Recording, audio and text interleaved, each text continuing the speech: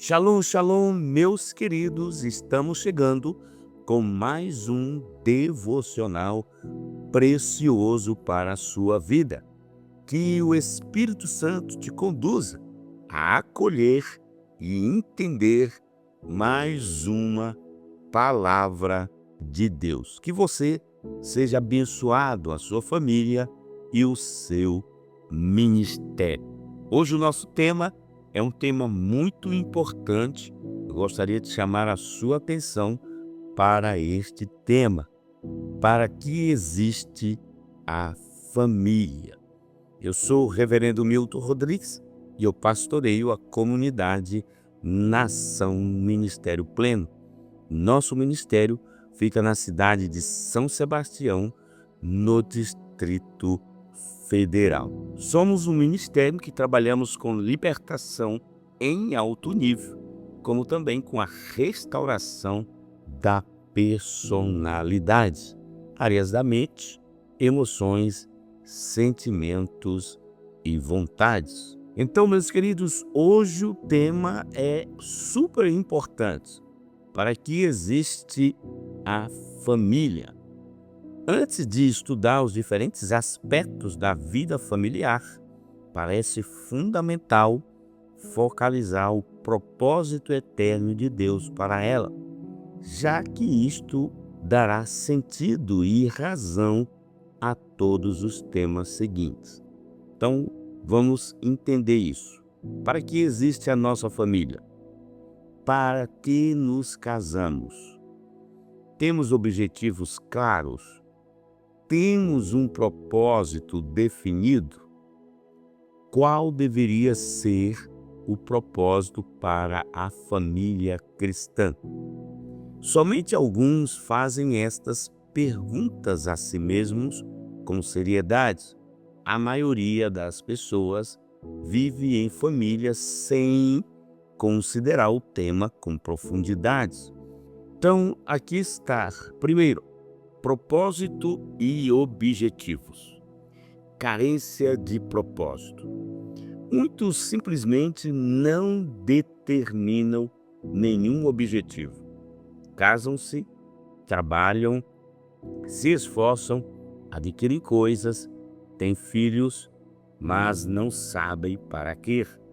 Se perguntarmos à maioria dos noivos próximos ao casamento para que estão se casando, certamente não daria uma resposta correta e clara.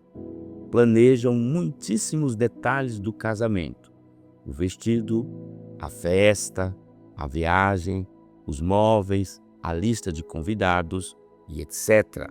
Mas provavelmente jamais formularam esta pergunta fundamental: para que vamos nos casar? É esta falta de propósito que leva a maioria dos pais a crer que são bons pais se apenas dão para seus filhos a comida, a roupa, a habitação, atenção médica, educação escolar, recreação e etc. Não percebem que, embora tudo isso seja importante, não é o essencial. Agora, segundo, objetivos equivocados.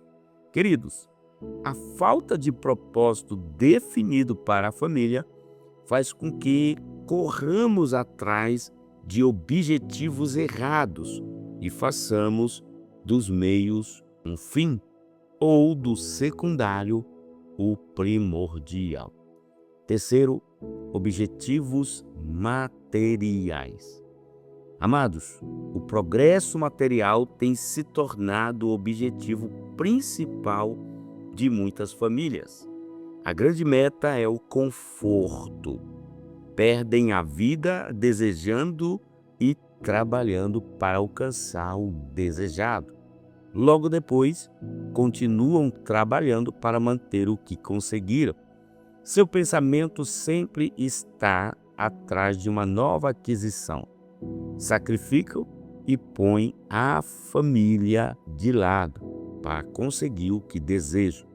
Lucas capítulo 12, versículo 15, está escrito o seguinte: e disse ao povo: acautelai-vos e guardai-vos de toda espécie de cobiça, porque a vida do homem não consiste na abundância das coisas que possui.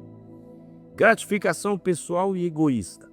Queridos, há alguns que se casam pensando apenas em si mesmos. Seu objetivo é apenas receber e não dar. Não é servir, e sim ser servido, seja na área material, sexual, nas responsabilidades familiares. Seu fracasso é certo. Já na adoração da própria família, alguns fazem da família um fim em si mesmo. A felicidade pessoal e a convivência se tornam a meta mais alta da vida familiar. Mesmo que não se dê conta disso, consideram a Deus como um excelente meio de conseguir seu bem-estar. Tais famílias vivem muito preocupadas e atarefadas por sua própria fama e renome.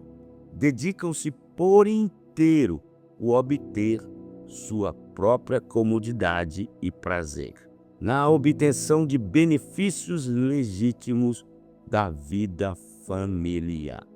Então, queridos, eis que é o principal objetivo que leva a maioria das pessoas a se casar, mesmo que não se apercebam disso conscientemente.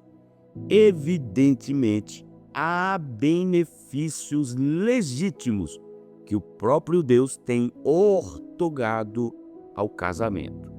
A alegria de viver em companhia, o poder dar e receber afeto, a felicidade e deleite que proporcionam as relações sexuais. O fato de estar arraigado e pertencer a um núcleo familiar.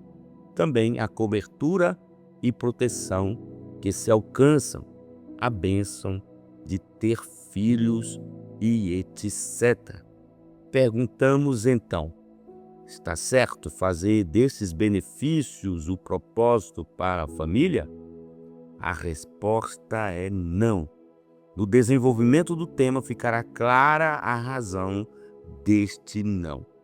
Vamos então ver segundo ponto importante: considerações básicas. Romanos capítulo 11, versículo de número 36. Olha o que está escrito: porque dele e por ele e para ele são todas as coisas.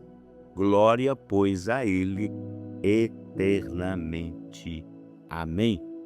Então, queridos, primeiro precisamos entender que Deus é o Criador da família. Deus criou todas as coisas, fez o homem e a mulher e os uniu no casamento. Ele instituiu o casamento para todas as gerações. É Ele quem dá os filhos. Ele é o autor e criador da família. Segundo, eu preciso entender que Deus é o dono da família. Toda a criação pertence a Deus. Portanto, a família também lhe pertence. Assim podemos afirmar que não é nossa família, mas sua família. Não são nossos filhos, mas seus filhos. Salmos de número 24, versículo 1, diz: do Senhor é a terra e a sua plenitude, o mundo e aqueles que nele habitam. Agora, terceiro, Deus determinou um propósito para a família.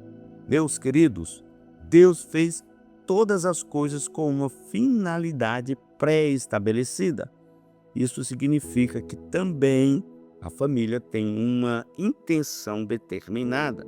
De antemão, Deus lhe designou um propósito e uma meta, como está em Efésios capítulo 1, versículo 11, que diz: nele digo, no qual também fomos feitos herança, havendo sido predestinados, conforme o propósito daquele que faz todas as coisas segundo o conselho da sua vontade.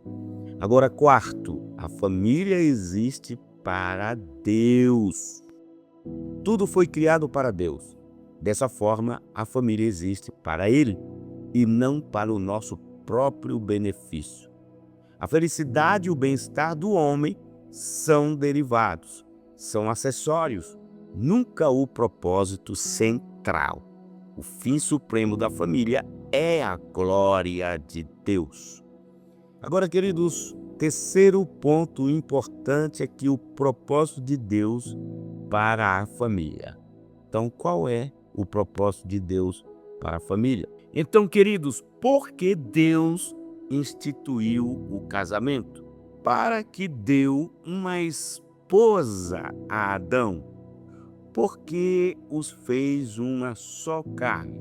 Então, queridos, Deus tem um propósito eterno. Desde antes da fundação do mundo, Ele determinou ter uma grande família de muitos filhos semelhantes a seu Filho Jesus. Romanos capítulo 8, versículo de número 29 diz: porque os que dantes conheceu também os predestinou para seres conformes à imagem de seu Filho, a fim de que ele seja o primogênito entre muitos irmãos. Efésios capítulo 1, versículo 4 e 5 está escrito: como também nos elegeu nele antes da fundação do mundo, para sermos santos e irrepreensíveis diante dele em amor, e nos predestinou para sermos filhos de adoção por Jesus Cristo, para si mesmo, segundo o beneplácito de sua vontade. Queridos, agora o tema do propósito eterno de Deus é abordado de modo amplo no ensino sobre o alvo da família. A família existe em função do propósito eterno de Deus, para cooperar com a sua realização. Deus quer ser pai de uma grande família. Malaquias mostra o propósito de Deus ao fazer do homem e da mulher uma só carne, quando diz o seguinte, Malaquias capítulo 2, versículo 15, e não fez ele somente um, ainda que lhe sobejava espírito. E porque somente um, não é que buscava a descendência piedosa? Portanto, guardai-vos em vosso espírito, e que ninguém seja infiel para com a mulher da sua mocidade. Não foi Adão quem quis ter uma família, mas Deus. Deus deu ao homem a capacidade de se multiplicar e ter filhos. E essa descendência provê a Deus muitos homens e mulheres, aos quais pode adotar como seus filhos por meio de Jesus Cristo. Gênesis capítulo 2, versículo 18 diz: disse mais o Senhor Deus, não é bom que o homem esteja só. Far-lhe-ei uma auxiliadora que lhe seja idônea.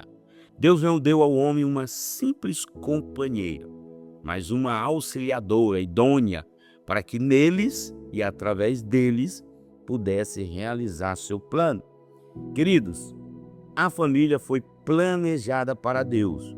É uma comunidade servidoras dos altos e eternos objetivos do Senhor. A família foi criada e existe para cooperar com o propósito eterno de Deus de ter uma família de muitos filhos semelhantes a Jesus Cristo. Dietrich Bonhoeffer escreveu, de dentro de uma prisão nazista, a uma sobrinha que estava para se casar, o seguinte: o casamento é mais do que simplesmente vosso amor de um para com o outro. Tem uma dignidade e poder mais elevados, pois é o santo mandamento de Deus, por meio do qual ele deseja perpetuar a raça humana até o fim dos tempos. O vosso amor diz respeito apenas a vós nesse mundo, mas no casamento sois um o vosso amor diz respeito apenas a vós nesse mundo, mas no casamento sois um degrau na escada das gerações, através da qual Deus faz vir e passar sua glória e chama a seu rei. Em vosso amor vedes o céu de vossa felicidade, mas em vosso matrimônio estáis colocados em um posto de responsabilidade em relação ao mundo e à humanidade. Vosso amor é a vossa posição particular, mas o casamento é algo mais que o pessoal, é um estado, um ofício. Então, amados, quarto, como a família coopera com o propósito de Deus? Vamos entender? Primeiro, na procriação e criação dos filhos para Deus. Meus queridos, é emocionante pensar que podemos ter filhos aos quais Deus deseja adotar como seus filhos. Como muda a nossa atitude em relação às tarefas e responsabilidades familiares quando compreendemos isso? Ter filhos, sejam próprios ou adotivos, criá-los, cozinhar, lavar, passar, trabalhar para o sustento diário, instruí-los, educá-los. Tudo isso fazemos para Deus. Somos seus colaboradores. Estamos criando seus filhos e não os nossos. Com esse propósito, todo o trabalho e esforço para a família se transforma em um serviço para Deus. A mesa de refeição ou a pia da cozinha são altares onde servimos a Deus e se cumpre a visão de Zacarias. Vamos ver o texto? Zacarias, capítulo 14, versículos 20 e 21. Diz assim: naquele dia se gravará sobre as campainhas dos cavalos, Santo ao Senhor, e as panelas na casa do Senhor serão como as bacias diante do altar, e todas as panelas em Jerusalém e Judá serão consagradas ao Senhor dos Exércitos, e todos que sacrificarem virão, e delas tomarão e nelas cozerão. Naquele dia não haverá mais cananeu na casa do Senhor dos Exércitos. Então, amados, é importante que os pais não só assumam a responsabilidade de criar filhos, mas de encaminhá-los ao Senhor. Agora é necessário o seguinte: orar por eles e com eles, educá-los com o exemplo, dedicar tempo a eles, ensinar-lhes a palavra de Deus, levá-los a experimentar Deus de modo que se tornem seus verdadeiros filhos. O casal que vai ao casamento com o objetivo de obter os benefícios do matrimônio dificilmente chegará a ser feliz. Descobrirá que na vida em família não se encontram apenas benefícios, mas também trabalho, responsabilidades, dificuldades, lutas e sofrimentos. Amados, ao contrário, o casamento que vive para cumprir o propósito de Deus tem uma atitude positiva. Não se amargura diante das tragédias, da luta e do sofrimento. Ao invés disso, é feliz, sabendo que toda a vida é um serviço para Deus. Essa família desfruta de benefícios legítimos? É claro que sim.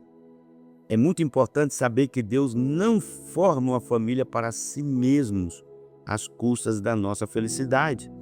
Então, amados, Deus quer que sejamos felizes e desfrutemos plenamente os benefícios que a vida em família nos oferece. Mas esses benefícios são secundários, são os acessórios. O importante é seu propósito eterno. E os casais que não podem ter filhos, todos os casais podem ter filhos, seja por gerá-los ou adotá-los. Há tantas crianças que precisam de pais. E os que não se casam podem se dedicar a outros aspectos do serviço na obra do Senhor. Jesus não se casou. Paulo não teve família, mas os dois viveram totalmente entregues a cumprir o propósito de Deus. Agora, segundo ponto importante é na formação e desenvolvimento do ser humano. Então, queridos, a convivência familiar proporciona as circunstâncias ideais para nos conhecermos e aperfeiçoarmos. O lar é o lugar onde nossos defeitos ficam mais evidentes. O homem e a mulher chegam a se conhecer e descobrir a si mesmos no ambiente familiar. É na convivência familiar que se forma o nosso caráter e também onde mais precisamos praticar as virtudes cristãs, como o amor, humildade, paciência, bondade, mansidão e etc. Ali aprendemos a responsabilidade, a diligência, a submissão, a delicadeza, o serviço, a ordem, o respeito, a tolerância. Vivendo em família, aprendemos a perdoar, suportar, confessar, negar a nós mesmos, exercer autoridade em amor, corrigir com bondade, sacrificar-nos pelos outros, orar, confiar em Deus, administrar e compartilhar. O lar, meus queridos, é a escola de formação, tanto para os pais quanto para os filhos. Deus usa a convivência familiar mais do que qualquer coisa para transformar nosso caráter, já que deseja nos conformar na imagem de seu Filho, de acordo com seu propósito eterno, como está em Romanos, capítulo 8, versículo 29. Confira, Romanos, capítulo 8, versículo 29. Agora, terceiro ponto importante, sendo uma base de crescimento e edificação da igreja. Uma família abençoa as outras famílias. Deus quer usar nossos lares como base para a extensão de seu reino sobre a terra.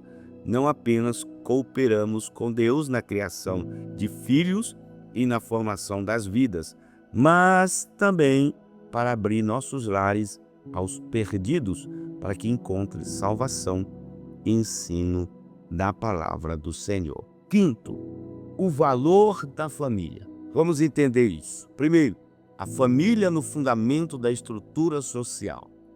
Amados, através da família, a sociedade se estrutura de maneira harmoniosa, coerente, dinâmica e natural. O que seria da sociedade se não existisse a família?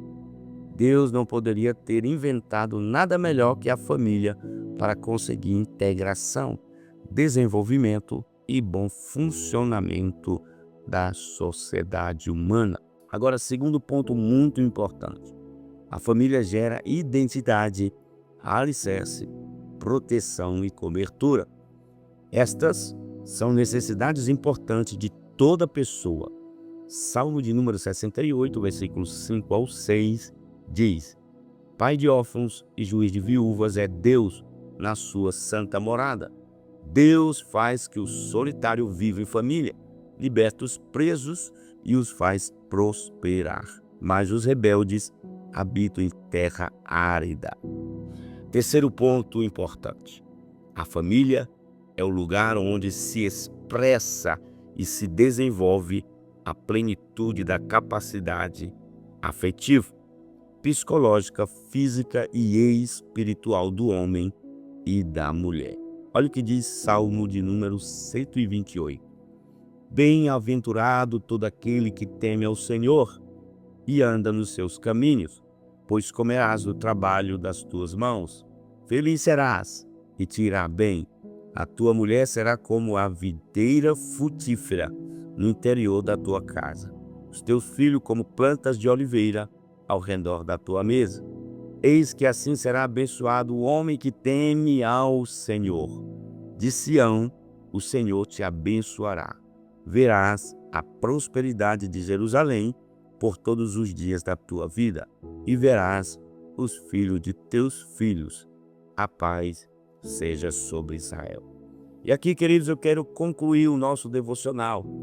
Como família cristã, a compreensão destas verdades deve nos fazer refletir sobre nossos objetivos e nos levar a fazer as correções necessárias e a consagrar-nos ao propósito de Deus. Eu quero orar pela sua família. Obrigado, Senhor, por entender melhor a tua vontade. Nosso casamento é teu. Declaramos que nossa família existe para ti. Talvez, quando casamos, pensávamos só em nós mesmos, mas hoje, ao compreender teu propósito, pedimos perdão e corrigimos nosso rumo. Proclamamos que existimos como família para cumprir teu propósito eterno. Como família, nos consagramos à tua vontade. Amém. Amém, queridos? O Senhor te abençoe poderosamente. Que você seja abençoado. No próximo devocional, nós vamos estar falando sobre casamento, o pacto matrimonial. Vai ser poderoso, amém? Que você seja muito honrado, muito abençoado, e que você entenda o propósito da família, e que você esteja sempre nos acompanhando. Você já está conosco no YouTube?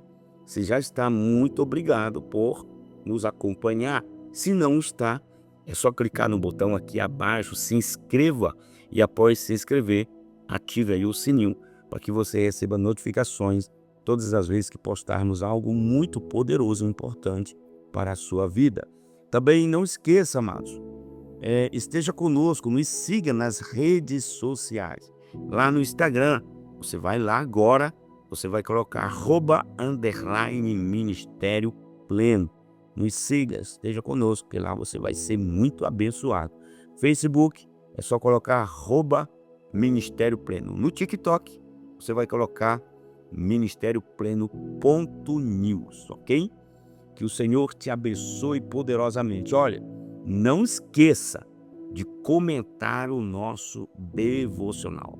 Comente aqui o que você recebeu, o que te trouxe de aprendizado nesse devocional, e também dê o seu like, ele é importante. Vai lá, clique agora no joinha, aí você estará nos abençoando, e compartilhe esse devocional para o máximo de pessoas, para que nós possamos resgatar o valor da família. Que Deus possa te abençoar poderosamente. Um cheiro no coração. Até o nosso próximo encontro.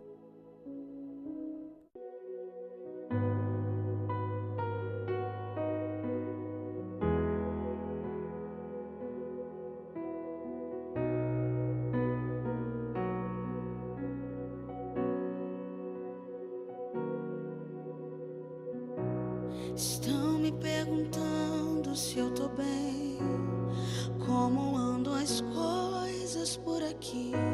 Sinceramente, pai, não respondi ninguém. Na realidade tá tão difícil pra mim. Jesus, não quero contar pra ninguém as coisas que eu só conto pra ti. Mas quando me perguntam se eu tô bem, eu lembro que eu tô pra desistir.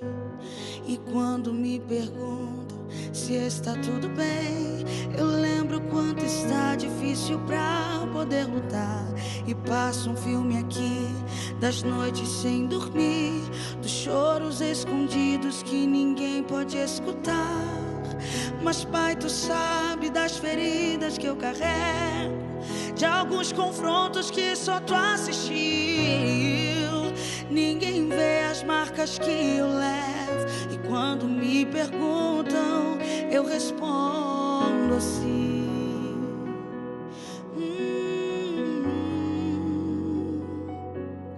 Eu tô bem, porque tenho